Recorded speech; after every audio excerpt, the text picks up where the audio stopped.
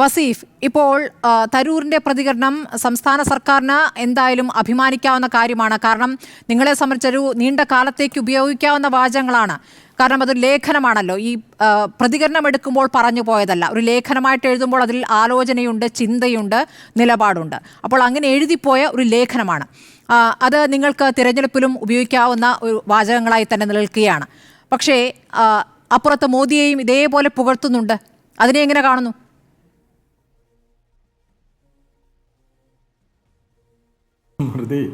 നിങ്ങളിങ്ങനെ ബാലൻസ് ചെയ്ത് സംസാരിക്കണ്ട. ഇതിൽ നമ്മളിപ്പോൾ കേരളത്തിന് കിട്ടിയ ഒരു അംഗീകാരമായി ഇതിനെ കാണണം എന്നുള്ളതാണ് എൻ്റെ ആദ്യ അഭിപ്രായം. കാരണം കേരളം വ്യവസായങ്ങളുടെ ശവപ്പറമ്പാണ് എന്നായിരുന്നു പൊതുവെയുള്ളൊരു നരേഷൻ. അങ്ങനെ പറഞ്ഞ് ഈ നാടിനെ അങ്ങ് പഠിപ്പിക്കാനായിരുന്നു പൊതുവെ നമ്മുടെ നാട്ടിലെ ഒരു വലതുപക്ഷ ചിന്താഗതിക്കാരുടെയൊക്കെ ഒരു ശ്രമം. എന്നാൽ ഞങ്ങൾ ഇടതുപക്ഷം തെരഞ്ഞെടുപ്പിന് മുന്നേ ഈ നാടിനോട് പറഞ്ഞതാണ് വ്യവസായ സൗഹൃദ സംസ്ഥാനമാക്കി നമ്മുടെ സംസ്ഥാനത്തെ മാറ്റും. ഇന്ത്യയിലെയും ലോകത്തിലെയും നിക്ഷേപകർക്ക് വളരെ സൗകര്യപ്രദമായി ഇവിടെ വന്ന് അവർക്ക് വ്യവസായങ്ങൾ തുടങ്ങാനുള്ള എല്ലാ സാഹചര്യവും ഒരുക്കും. കേരളത്തിലെ എല്ലാ ചട്ടക്കൂടുകളിൽ നിന്നുകൊണ്ട് കേരളത്തിൻ്റെ മുന്നേറ്റത്തിന് വ്യവസായങ്ങൾ ആവശ്യമാണ്. എന്നാൽ കേരളത്തിൻ്റെ സാഹചര്യങ്ങൾക്കനുസരിച്ചുള്ള സൗകര്യങ്ങൾ ചെയ്തു കൊടുക്കും. അങ്ങനെ വളരെ ഇച്ഛാശക്തിയോടുകൂടി ഇടപെട്ട ഒരു മുന്നണി, ആ മുന്നണിയാണ് ഇടതുപക്ഷം. ആ മുന്നണി കഴിഞ്ഞ 8 വർഷക്കാലയളവിലെ ഭരണം കൊണ്ട് ഈ കേരളത്തെ ഇന്ത്യയിലെ നിക്ഷേപ സൗഹൃദ സംസ്ഥാനമാക്കി മാറ്റി എന്നുള്ളത് ഈ നാടിൻ്റെ മുമ്പിലുള്ള യാഥാർത്ഥ്യമാണ്. ആ യാഥാർത്ഥ്യത്തിന് ഒരു ഒപ്പിട്ട് തന്നു ആര്? ഇന്ത്യയിലെ കോൺഗ്രസിൻ്റെ തലമുതിർന്ന നേതാവ് ഡോക്ടർ ശശി തരൂർ. അതിനെ നമ്മൾ അങ്ങനെ കണ്ടാൽ മതി. അദ്ദേഹം ഈ കേരളത്തിൽ നിന്നുള്ള തിരുവനന്തപുരത്തു നിന്നുള്ള ഒരു MP ആണ്. അദ്ദേഹത്തിൻ്റെ കാഴ്ചപ്പാടുകൾ, നോക്കിക്കാണലുകൾ, പ്രത്യേകിച്ച് ഈ വികസന രംഗത്തുള്ള ഈ ഇൻഡിക്കേറ്റേഴ്സ് ഒക്കെ വെച്ച് പരിശോധിച്ച് അത് പറയുമ്പോൾ അതൊരു പൊളിറ്റിക്കൽ സ്റ്റേറ്റ്മെന്റ് അല്ലല്ലോ, അതൊരു വിലയിരുത്തലാണ്. ശരി, വികസനത്തിൽ രാഷ്ട്രീയമില്ല എന്ന് അദ്ദേഹം ആവർത്തിക്കുന്നുണ്ട്. ഇപ്പോൾ മന്ത്രി P. രാജീവും ആ നിലയ്ക്കുള്ള പ്രതികരണം ഇപ്പോൾ ഏറ്റവും ഒടുവിൽ നടത്തിയിട്ടുണ്ട്. വികസനത്തിന്റെ കാര്യത്തിൽ നമുക്ക് ഒന്നിച്ചു നിൽക്കാം, അതിന്റെ പേരിൽ കോൺഗ്രസുകാർ തമ്മിൽ തല്ലരുത് എന്നൊക്കെ നല്ല രീതിയിൽ ഉപദേശിക്കുന്നുണ്ട്. പക്ഷെ അങ്ങനെയെങ്കിൽ തരൂരിന്റെ എല്ലാ വാചകങ്ങളും നിങ്ങൾ അംഗീകരിക്കണം. കാരണം ചെങ്കൊടിക്ക് കീഴിൽ വികസനവും വളർച്ചയും ഉണ്ടാകില്ല എന്ന് കമ്മ്യൂണിസ്റ്റുകാർ മനസ്സിലാക്കുന്നു എന്ന് പറയുന്നു. ചെങ്കൊടിയും സമരവും വികസനത്തിലേക്ക് നയിക്കില്ല എന്ന ബോധ്യം ഇപ്പോൾ നിങ്ങൾക്കുണ്ടായി എന്ന് പറയുന്നു. ഇതൊക്കെ ആ നിലയ്ക്ക് നിങ്ങൾ അംഗീകരിക്കുന്നുണ്ടോ? വളർച്ചയ്ക്ക് പുരോഗതിക്കുമുള്ള മാർഗം മുതലാളിത്തമാണ് എന്ന് അദ്ദേഹം ഉറപ്പിച്ചു പറയുന്നു. അപ്പോൾ അതിലേക്ക് നിങ്ങൾ എത്തി എന്ന് കൂടിയാണ് അദ്ദേഹം ഉദ്ദേശിക്കുന്നത്. നിങ്ങളിങ്ങനെ എന്തൊരു അജണ്ട വെച്ച് സംസാരിക്കുന്നത്. അദ്ദേഹം പറഞ്ഞ മുഴുവൻ കാര്യങ്ങളിലേക്ക് പോകുമ്പോൾ എങ്ങനെ അജണ്ടയാവുന്നത്? അല്ല, എന്ത് അജണ്ടയായാലും അതാ ഞാൻ പറയുന്നത്. ഞാൻ പറഞ്ഞോട്ടെ, നിങ്ങൾ പറഞ്ഞല്ലോ. ഞങ്ങളെ സംബന്ധിച്ചിടത്തോളം ഞങ്ങളുടെ പാർട്ടിയുടെ പോളിറ്റ് ബ്യൂറോ അംഗമല്ല ഡോക്ടർ ശശി തരൂർ. ഞങ്ങളെ വിമർശിക്കുന്ന, ഞങ്ങളെ ആക്ഷേപിക്കുന്ന, ഞങ്ങളെ തീർക്കാൻ പരിശ്രമിക്കുന്ന കോൺഗ്രസ് പാർട്ടിയുടെ തലമുതിർന്ന നേതാവാണ്. അദ്ദേഹത്തിൻ്റെ നിരവധിയായ ആക്ഷേപങ്ങളുടെയും ഒക്കെ ഇടയിൽ അദ്ദേഹത്തിൻ്റെ ഒരു വിലയിരുത്തൽ, അദ്ദേഹത്തിൻ്റെ ഒരു അഭിനന്ദനം, അതിനെ ഞങ്ങൾ നോക്കിക്കാണുന്നു എന്നുള്ളതിൻ്റെ അപ്പുറത്തേക്ക് അദ്ദേഹം എല്ലാ പൊതുയോഗങ്ങളിൽ പറയുന്നതും എല്ലാ ഇടത്തിലും പറയുന്നതും ഒക്കെ ഞങ്ങളെ കേരളത്തിൽ സതീശനെ പറഞ്ഞതല്ല. അതെ, ആ ലേഖനത്തിൽ ഉണ്ടായിക്കോട്ടെ. ഞാൻ പറയട്ടെ, ആ ലേഖനത്തിൽ ഇപ്പൊ അദ്ദേഹം പറഞ്ഞത് എന്താന്നുള്ളത് നിങ്ങൾ അദ്ദേഹത്തിനോട് പിന്നീട് വീണ്ടും ചോദിച്ചപ്പോഴും അദ്ദേഹം ഉറച്ചു നിന്നത് കേരളത്തിന്റെ വികസന മുന്നേറ്റത്തിൽ ആണ്. ആ വികസന മുന്നേറ്റം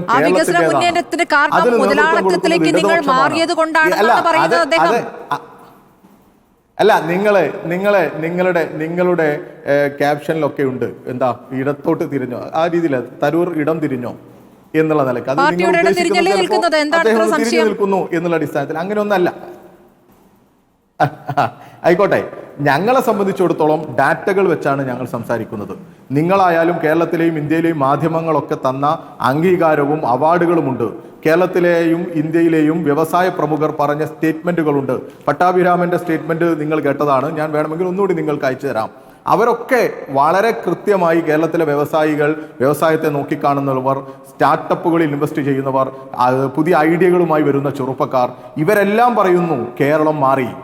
ശരി, കേരളം വ്യവസായ അതിൽ കൂടി വ്യക്തത വരുത്തൂ വസീഫ്. കാരണം സംവിധാനം വന്നു. അതിൽ കൂടി വ്യക്തത വരുത്തൂ വസീഫ്. കാരണം നിങ്ങളെ ഇപ്പോഴും ആന്തൂറിലെ ആത്മഹത്യയുമായി ബന്ധപ്പെട്ടാണ്, പ്രവാസി വ്യവസായി സാജന്റെ 2019 ആത്മഹത്യയുമായി ബന്ധപ്പെട്ടാണ് വ്യവസായം ഇവിടെ എങ്ങനെയാണ് നടന്നു പോകുന്നത് എന്ന് കോൺഗ്രസ് വിമർശിക്കുന്നത്. ഇന്ന് രാഹുൽ മാങ്കൂട്ടത്തിലെ പോസ്റ്റും അത് തന്നെയാണ്. പക്ഷേ 2019 കണക്കല്ല, അപ്പോഴത്തെ കാര്യങ്ങളല്ല ഇപ്പോൾ പി രാജീവ് പറയുന്നത്. കഴിഞ്ഞ 3 വർഷമായിട്ട് ഞാൻ ഒന്ന് പൂർത്തിയാക്കട്ടെ, ചോദ്യത്തിലേക്ക് വരട്ടെ, പൂർത്തിയാക്കട്ടെ. ഈ 3 വർഷത്തെ നിങ്ങൾ മാത്രം ഇരിക്കുന്ന ഒരു ചർച്ചയാക്കല്ലേ, ചോദ്യം പൂർത്തിയാക്കട്ടെ. ചോദ്യം മനസ്സിലാക്കുന്നതിന് മുൻപേ മനസ്സിലാക്കിയ രൂപത്തിൽ പറയാതിരിക്കല്ലേ. 3 വർഷത്തെ വസീഫ്, ഞാൻ ഒന്ന് പൂർത്തിയാക്കട്ടെ, ക്ഷമ കാണിക്കൂ. ചോദ്യം പൂർത്തിയാക്കണ്ടേ, എന്നാലല്ലേ ഉത്തരം പറയാൻ പറ്റുക. കോൺഗ്രസ് പറയുന്നതാണ് ഞാൻ പറയാം. ഒന്ന് പൂർത്തിയാക്കട്ടെ ദയവ്, ഇതൊന്ന് ക്ഷമയോടെ കേൾക്കൂ. കോൺഗ്രസ് ഇപ്പോഴും 2019 സാജന്റെ ആത്മഹത്യയെക്കുറിച്ച് പറഞ്ഞുകൊണ്ടിരിക്കുന്നു, പത്തനംതിട്ടയിലെ പത്തനാപുരത്തെ ആത്മഹത്യയെക്കുറിച്ച് പറഞ്ഞുകൊണ്ടിരിക്കുന്നു. പക്ഷേ കഴിഞ്ഞ 3 വർഷത്തെ വികസനത്തെക്കുറിച്ചാണ് പി രാജീവ് പറയുന്നത്. ഈ 3 വർഷത്തിനിടയിൽ 3 ലക്ഷം സംരംഭങ്ങൾ എന്ന് പറയുന്നത് ചെറിയ കാര്യമല്ല. 2,90,000 എന്നാണ് യഥാർത്ഥ കണക്ക്.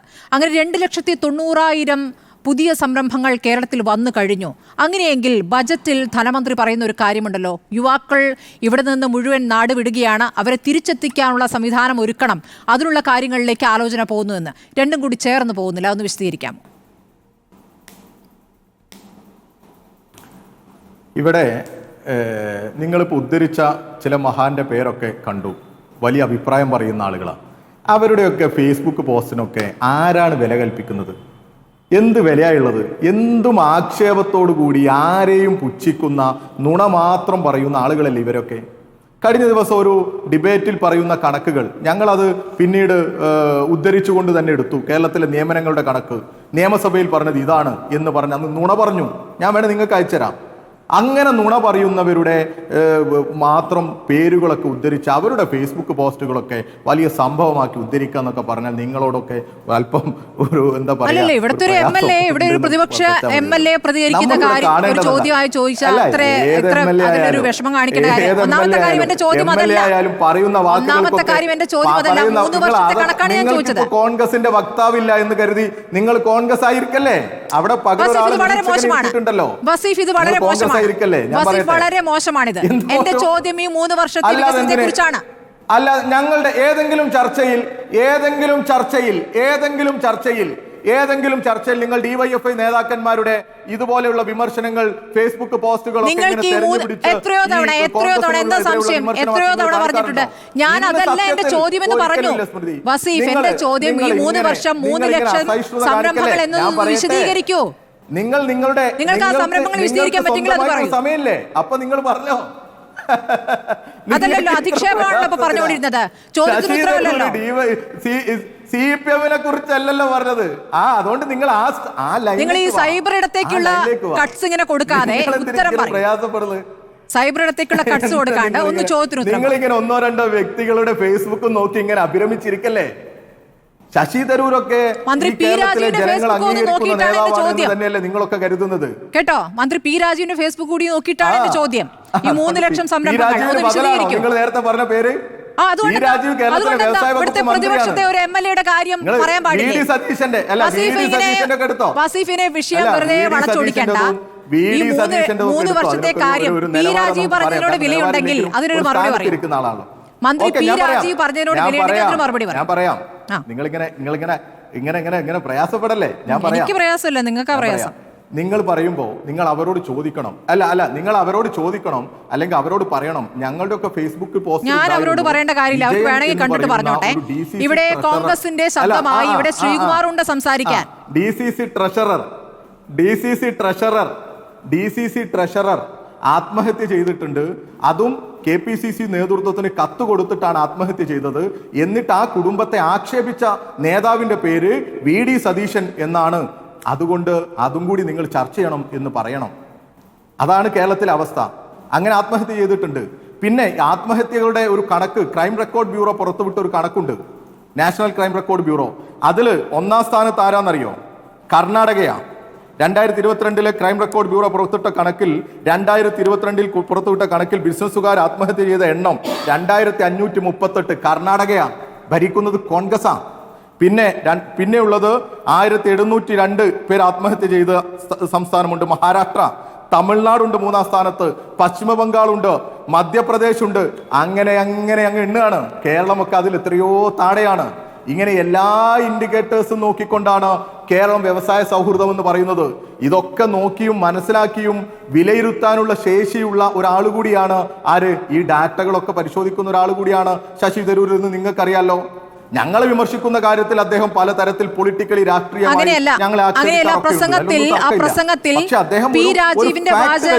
ഒരു ഫാക്ട് വെച്ച് പി രാജീവ് പറഞ്ഞ വാചകങ്ങളെ ഉദ്ധരിച്ചുകൊണ്ടാണ് കോൺഗ്രസ് എം പി അത് പറഞ്ഞത്.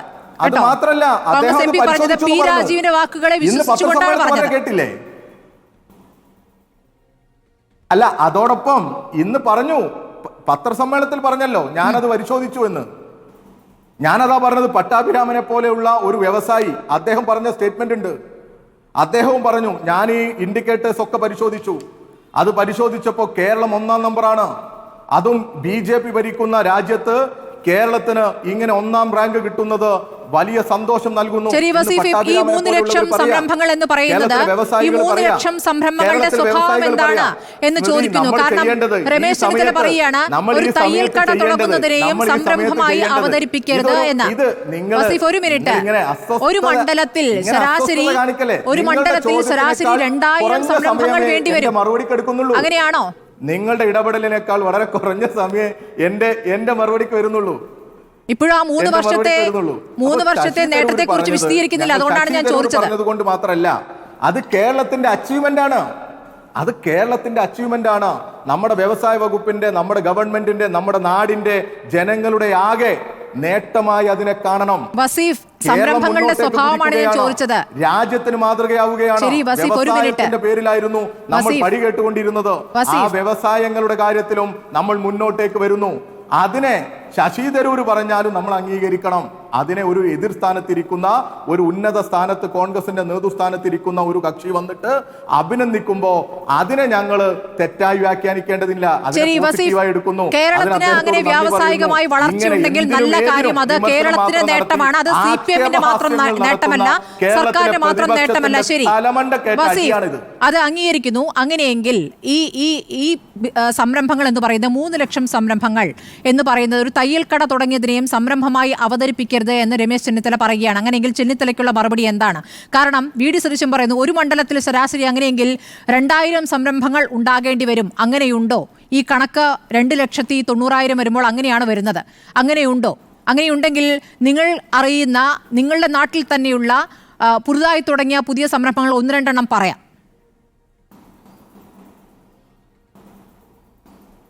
എൻ്റെ നാട്ടിൽ തുടങ്ങിയ സംരംഭങ്ങളോ നിങ്ങളുടെ നാട്ടിൽ തുടങ്ങിയ സംരംഭങ്ങളോ എന്നുള്ളതല്ല. ഇതൊക്കെ പൊതുവായ കണക്കുകൾ കേരളത്തിലെ പൊതുമണ്ഡലത്തിലുള്ളതാണ്. നിങ്ങൾക്ക് അവൈലബിൾ ആയിട്ടുള്ള ഒരു മന്ത്രിയാണ് കേരളത്തിൻ്റെ മന്ത്രി, വ്യവസായ വകുപ്പ് മന്ത്രി. നിങ്ങൾക്ക് ഈ വിഷയത്തിൽ കണക്കുകളിൽ ഏതെങ്കിലും ഒരു കാര്യത്തിനുണ്ടെങ്കിൽ, ഞാനിപ്പോൾ ഈ 2 ലക്ഷത്തിൻ്റെ ഡീറ്റെയിൽ എടുത്ത് വന്നിരിക്കുന്ന ആളല്ല ഞാൻ. വൈകുന്നേരം 5 മണിക്ക് നിങ്ങൾ വിളിച്ചപ്പോൾ ഈ വിഷയത്തിൽ പൊതുവായുള്ളൊരു ചർച്ചയ്ക്ക് വരുന്നതാണ്. വ്യവസായങ്ങൾ ഉണ്ടാകും, നിങ്ങളുടെ നാട്ടിൽ വ്യവസായങ്ങൾ ഉണ്ടാകും. സ്റ്റാർട്ടപ്പുകളുടെ 54, അതാ ഞാൻ പറഞ്ഞത്. അല്ല, നിങ്ങൾക്ക് അതിൽ ഒറ്റ വ്യവസായം തുടങ്ങിയത് നിങ്ങൾ കണ്ടില്ലേ? കേരളത്തിൽ ഇത്രയും വ്യവസായം തുടങ്ങിയത് നിങ്ങൾ ഒറ്റ വ്യവസായത്തിന്റെ കാര്യമല്ലല്ലോ പറഞ്ഞത്. 2,90,000 എന്ന് പറയുമ്പോൾ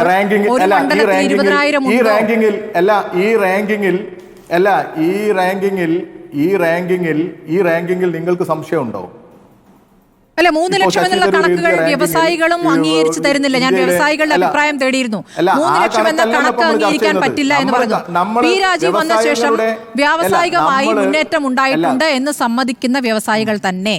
നല്ല വ്യത്യാസമുണ്ട് വ്യവസായ വകുപ്പിന്റെ നിലപാടുകളിൽ, അല്ലെങ്കിൽ കമ്മ്യൂണിസ്റ്റ് സർക്കാരിൽ പി രാജീവ് വ്യവസായ മന്ത്രി ആയ ശേഷം മാറ്റങ്ങൾ ഉണ്ടായിട്ടുണ്ട് എന്ന് സമ്മതിക്കുന്നവർ തന്നെ ഈ കണക്ക് അംഗീകരിക്കുന്നില്ല. അതുകൊണ്ടാണ് ഞാൻ താങ്കളോട് ആവർത്തിച്ച ചോദ്യം ചോദിച്ചത്.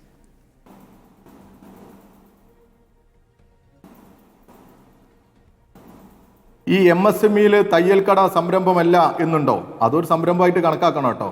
അതും സംരംഭമാണ്. 1-2 പേർക്ക് തോൽ കൊടുക്കുന്ന സംരംഭമാണ് അപ്പൊ അത് നോക്കണം. പിന്നെ നിങ്ങൾ നേരത്തെ പറഞ്ഞൊരു കണക്കുണ്ട്. ഇവിടെ സ്റ്റാർട്ടപ്പിന്റെ കണക്ക് വേറെയും MSMEകൾ വേറെയും അങ്ങനെയാണ് വരുന്നത്. വൻകിട വ്യവസായങ്ങൾ വേറെയും ഒക്കെ ആയിട്ട് ഗ്രേഡിംഗ് ഉണ്ട്. സ്റ്റാർട്ടപ്പുകളുടെ കണക്കിൽ പറയുന്നത് എന്താ? ഇന്ത്യൻ ശരാശരിയുടെ 3-4 ഇരട്ടിയാണ് കേരളത്തിന്റെ വളർച്ച എന്നുള്ളതാണ്. ഇന്ത്യ കണക്കാക്കിയ ശരാശരി വളർച്ചയുടെ എത്രയോ അപ്പുറത്താണ് ഈ കേരളത്തിന്റെ ശരാശരി. 254% വളർച്ചയുള്ള സംസ്ഥാനമാണ് കേരളം എന്നുള്ളത് സ്റ്റാർട്ടപ്പുകളിൽ. അതാ പ്രശ്നം. പിന്നെ ഈ ശശി തരൂരിന്റെ വിമർശനത്തെ ഈ ചെന്നിത്തലയും പിന്നെ വി ഡി സതീശനും അങ്ങനെ അല്ലാതെ പറയാൻ പറ്റില്ല. അവരെ സംബന്ധിച്ചിടത്തോളം അവർ വലിയ പ്രയാസത്തിൽ നിൽക്കുകയാണ്. തുടർ ഭരണം വന്നതോടുകൂടി ഇനി എന്ത് ചെയ്യാൻ പറ്റും എന്നുള്ള രീതിയിൽ നിൽക്കുക അവര്. അതിനിടയിലാണ് അവർക്കിടയിലുള്ള തർക്കങ്ങൾ. അതൊക്കെ ശരി, അവർ വിമർശിച്ചുകൊണ്ടിരിക്കുമ്പോൾ, അവർ സഭയ്ക്കകത്തും പുറത്തും പ്രതിഷേധങ്ങൾ നടത്തിക്കൊണ്ടിരിക്കുമ്പോൾ, സർക്കാരിനെ വിമർശിച്ചുകൊണ്ടിരിക്കുമ്പോഴാണ് അവർക്കിടയിൽ നിന്നും തരൂർ സർക്കാരിനെ പുകഴ്ത്തി രംഗത്ത് വരുന്നത് എന്നുള്ളത് ഒരുപാട് കാര്യങ്ങളുണ്ട്. തീർച്ചയായും കോൺഗ്രസിനെ പ്രതിരോധത്തിലാക്കുന്നുണ്ട്. കേരളത്തിലെ റോഡുകൾ, കേരളത്തിലെ പാലങ്ങൾ, കേരളത്തിലെ സ്കൂളുകൾ ഇതൊക്കെ മികച്ചതാണ്. അതൊക്കെ മികച്ചതായിക്കൊണ്ടിരിക്കുന്നത് കേരളത്തിൽ. ശരി.